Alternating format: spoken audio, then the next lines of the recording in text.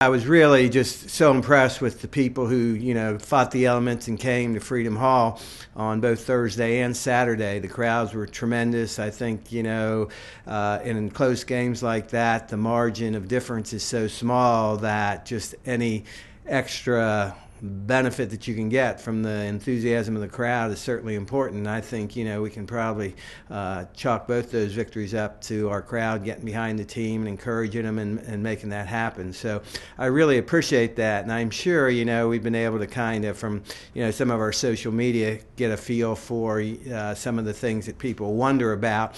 And I think one of the things I just wanted to share with our fans is that the industry standard pretty much in regard to snow and bad weather is if the other team gets there and the referees get there, you play the game. It's pretty much why I can't say that it's a Southern Conference rule. It's a strong encouragement that if the other team gets there and the referees are there, you go ahead and play the game, irrespective of what the crowd's going to be.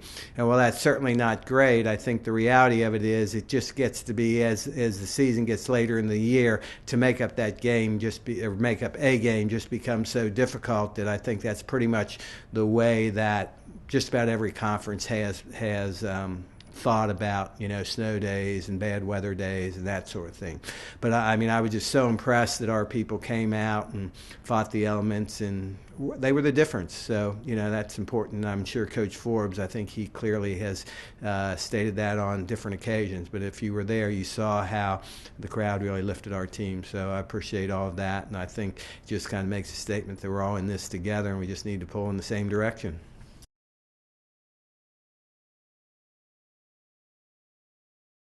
We don't totally control everything that happens at Freedom Hall. We really have we try to discuss concession stands and both from the quality and the products that are sold in the concession stands, but it's pretty much all comes down in the end to the Freedom Hall staff. And I guess they had a hard time getting the people who work their concession stands to come to the game. I forget whether it was Thursday night or Saturday that I think only one concession stand were open. I apologize for that, but if you just bear with us, we're going to continue to work with Freedom Hall staff and the city to make Freedom Hall the best possible venue that it can be. I think in the last couple of weeks I've talked with the city manager, and I think he's excited about the relationship that we've been able to build, and I think some of the improvements of Freedom Hall are going to make a major difference next year when we go in there to play, and I think even make that home court advantage even greater and make the fan experience for our fans something that is really going to be neat. We just need to make that the most difficult place to play in the SoCon, and to do that, I think with the new seats that are going to be put in, and I've seen models of the new seats. They're very nice. Some of the other things with the painting and just some of the aesthetics are going to be really nice. We're really working very hard to get, and I can't make a firm commitment, but we're working really hard to get video boards in there and better scoreboards. So if we can get all that done, I think the fan experience will be something that people really will enjoy.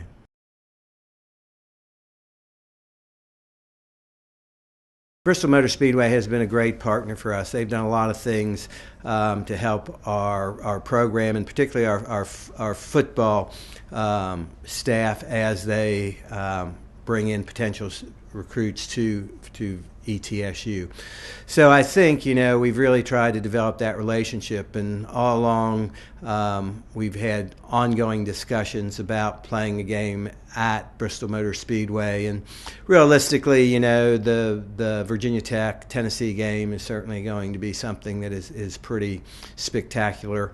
And talked to Bristol Motor Speedway's management, and they were very interested in doing a game for us. And we looked at that from a lot of different standpoints. I think one of the things that we really had to do is try to figure out the pluses and minuses of playing a game at Bristol Motor Speedway. We realized that it's not exactly a football venue, and it's kind of being modified to play football in it. So we realize that. So are the seats going to be right on the field? No, they're not. But I think just the experience of going to Bristol Motor Speedway, playing in that venue, it's a once-in-a-lifetime opportunity. We think it's good for our student athletes. We think it'll be a unique experience for our fans. Some of the people who, once again, as we follow social media, one of the things, some people question about the funding of playing at Bristol Motor Speedway, and I can just tell you that it's a very positive financial situation for us. It's actually a much better deal than if we would play the game at Kermit Tipton. So from that standpoint, those were the positives that we looked at. And I think, once the people are there, they'll enjoy it. Bristol Motor Speedway's great marketers.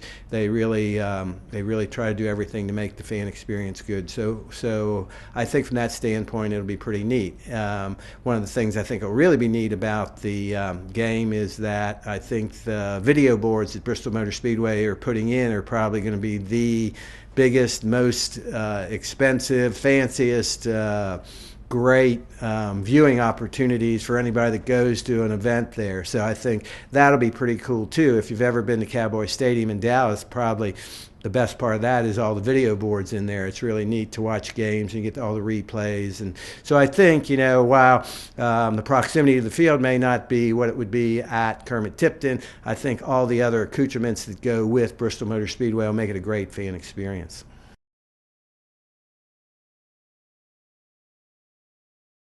Well, the schedule is one that, we feel good about. Of course, the schedule is primarily made up of Southern Conference games. So we play 11 games, and 8 of them are going to be Southern Conference opponents. So, that's going to be a big challenge for a very, very young team. The Southern Conference, all the members in the Southern Conference have a very good football team. So it's going to be a big challenge for our young team to step up and play that level of FCS football. In addition, we have a return game. We go to Kennesaw to start the season. We think, that Kennesaw, once again, they were a program that took a very different tact as they began their program. They took tons of JUCOs and transfers and were very much more mature than we were, just because they had a quarterback, I think, that was a 4th or 5th year senior who had played a lot, that had ran their offense. So they had a lot of transfers. So it'll be interesting to see how that all plays out in the future. Hopefully, a lot of the guys that we redshirted this past year will be ready to go, and so that'll be another good test for us. Then we have 2 games. We have a game against West Virginia Wesleyan that we think should be a Thursday night game in October. That should be a good game for us. I think the schedule's good. I think, once again, I think the one thing we kind of need to focus on is that, it's about ETSU and coming out and supporting this very, very young team. They're going to continue to get better. As you saw last year, as the season went on, we improved. And I think, there should be, giant strides forward next year. But once again, young team, and I think, playing people like Chattanooga at home, playing the game at Bristol Motor Speedway against Western Carolina, those are all exciting games that I think should really be enjoyable for our fans.